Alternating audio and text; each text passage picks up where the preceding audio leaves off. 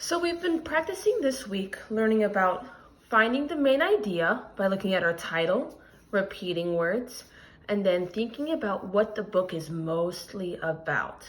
So I want you guys to keep thinking about what the main idea is and how we can ask questions that are related to the main idea. So today's book is Hiromi's Hands by Lynn Barash.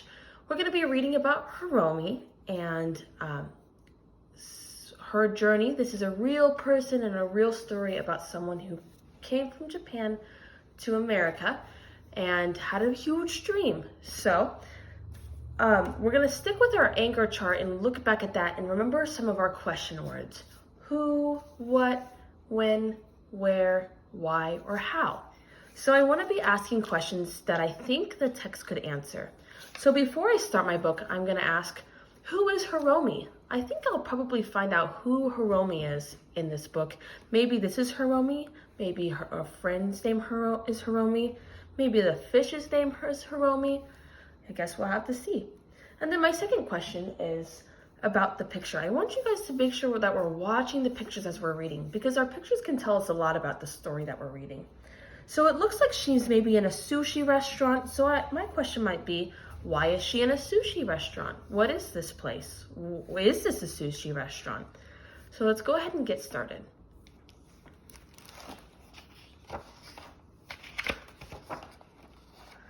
The day my parents, Akira and Kara Suzuki, left for Japan in 1999 was one they would never forget.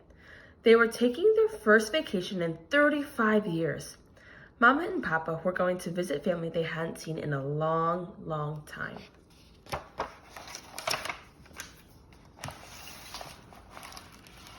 Back in Japan, my father grew up in a rural village near Tokyo. He had 7 brothers and sisters, and money was scarce. I want you guys to look at this picture and notice some differences that you see between their dining room or their dinner and one of ours. What are some examples you can think of? Some things that I notice in my own house is I wear different clothes normally. They're wearing special clothes. I also am normally on a chair, not sitting on my knees. I noticed that. I noticed there's a tea kettle, there's some fish, there's some rice, maybe soup, and that's not what I typically eat. I also can notice that some of the building is a little bit different, so it's important to notice some differences between ourselves and other places in the world. In his school photograph, Papa was the only boy without a uniform. His family couldn't afford one. Papa was always accompanied by his mother to the fishmonger. He was fascinated by the mounds of fish. His mother remembered this when Papa turned 15 and had to leave their village to find work.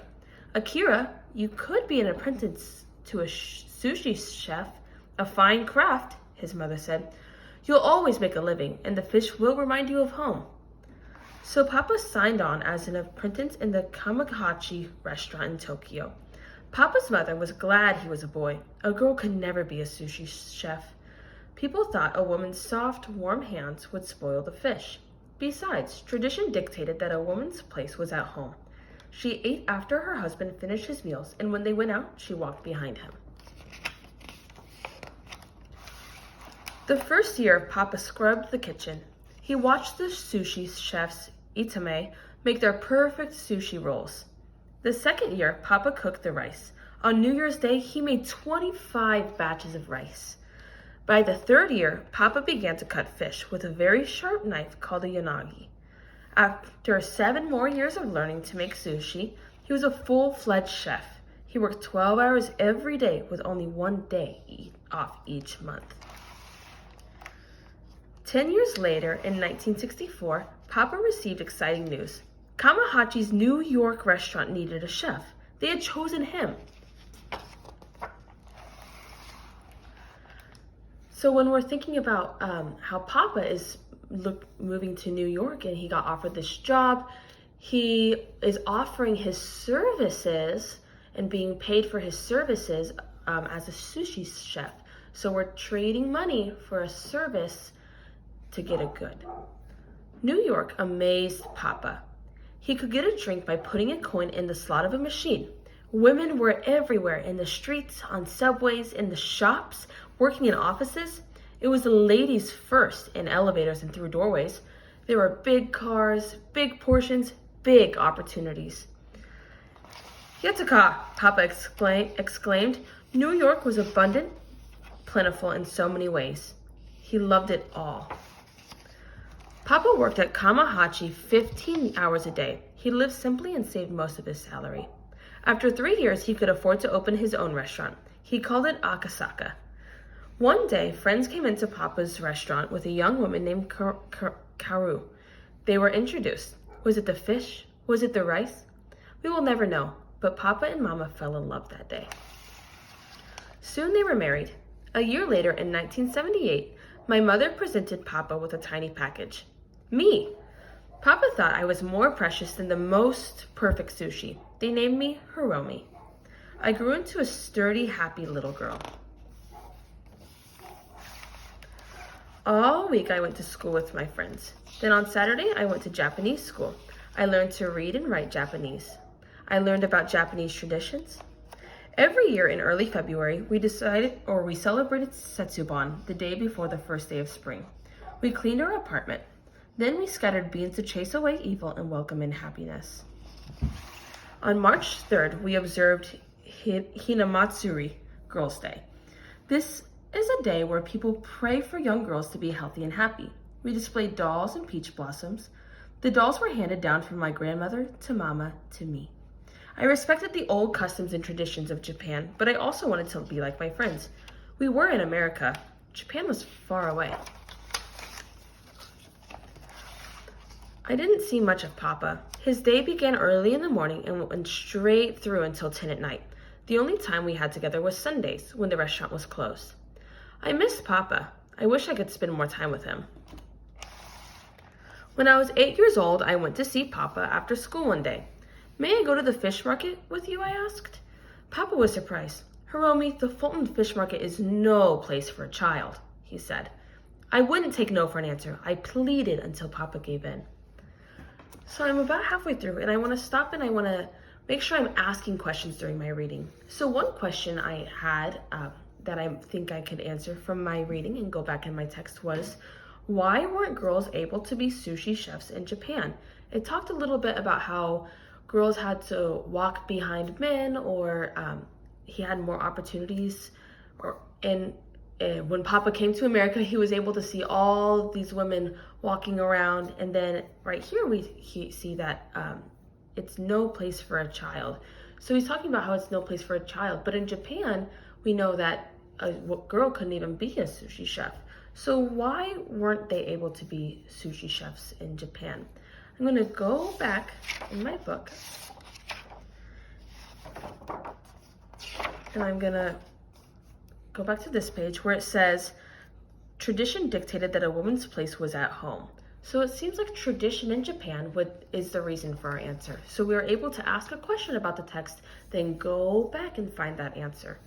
Another question I have is, why did Hiromi go to school on Saturday? So if I think about that question, I could go back and I could see that Hiromi went to school on Saturday to learn Japanese. So while we go to school from Monday through Friday in America, she went an extra day on Saturday so that she could learn about Japanese. Moving on. We left for the fish market before the sun came up. The market was loud and smelly. No talking, Papa said. This is serious business. I kept close to him, but I had so many questions. What fish is this? I asked, soon forgetting Papa's warning. What's that? I wanted to know everything about every fish in the market. At first, Papa didn't answer. Then he realized I was really interested. He began to teach me. On a typical day, Papa bought tuna, salmon, bonita, mackerel, various clams, and fluke. I laughed when he showed me how fluke was different from other fish. Fluke had both eyes on the same side of its head. You see this right here with both eyes on the same side of its head? Have you guys ever seen one of those? A fish with two eyes on the same sides of its head? We loaded all of the fish into a shopping cart and then put it in the back of our old beat-up car. Papa drove me home so I could go to school. He went on to the restaurant to get the fish ready for making sushi. I went to the Fulton Fish Market many times with Papa. I learned more and more. When Papa touched a fish, I did the same. Your fingers should not leave a dent, Papa explained. Firm is fresh, soft is not. Notice the eyes too. They should be clear. The fin should not be broken. I love the time that I spent with Papa at the fish market. I love being a part of his grown-up world. When I was 13, once again, I went to Papa. May I help you at the restaurant? I asked. I took pride in knowledge of all the fish. I wanted to learn how to make sushi like my father. I wanted to become a sushi chef. Papa could see how excited I was. If you really want to do this, I will let you try. You know fish as well as any man, and this is America. Girls can do things here that they cannot do in Japan. Who knows? You might even become Itame-san.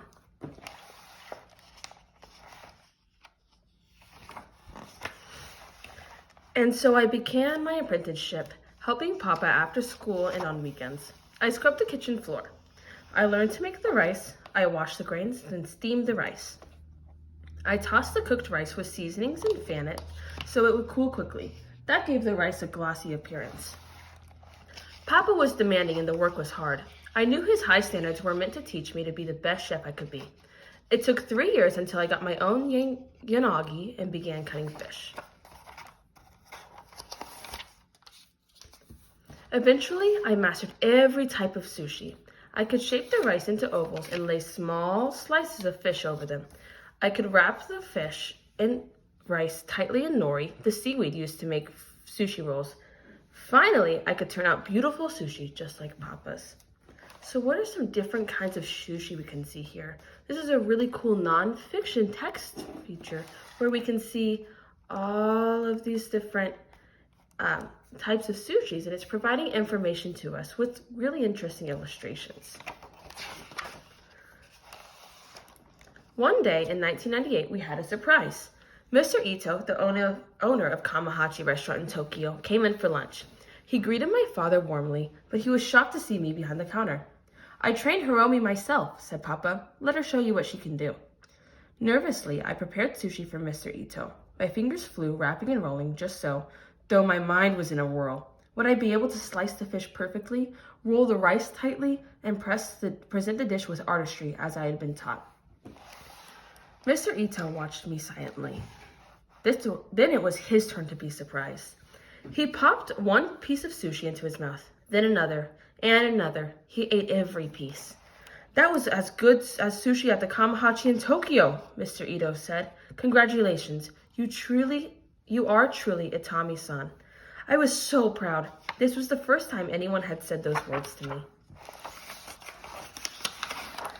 They were just the words Papa needed to hear. After so many years working in the restaurant, he finally put down his yanagi, and he and Mama went off to Japan. He knew Akasaka was in good hands. My hands. So I want to keep talking about some of those questions that we may have asked during the story. So one question I had asked was, what was the different kinds of sushi? We saw all those different kinds of sushi, so I could go back in my book and I could see what some of those different kinds were. I could also ask, what are some types of fish used to make sushi? When Hiromi was in the market with her papa, they were looking at different kinds of fish that they were using, so I could go back to that page where they're looking at the fish, and I could see that some of the types of fish used for sushi are tuna, salmon, bonito, mackerel, clams, and fluke. So I want you guys to go ahead and create your own questions based on the book. I want them to be questions that you think relate to the main idea, and I want them to be questions that you could answer through the book. So now that we're done, I want to talk about the main idea a little bit. So I think that the main idea is probably going to be related to Hiromi. We're talking about Hiromi and how she became a sushi chef. Also, we saw her name repeated. We also saw the word sushi come up a lot of times. So when I'm thinking about what the book is mainly about, I'm trying to look at what the whole story wanted to teach me. And I would say that for me, I think the main idea is the journey of Hiromi to becoming a sushi chef. So we see her parents her papa's journey all the way to how she ends up taking over that restaurant.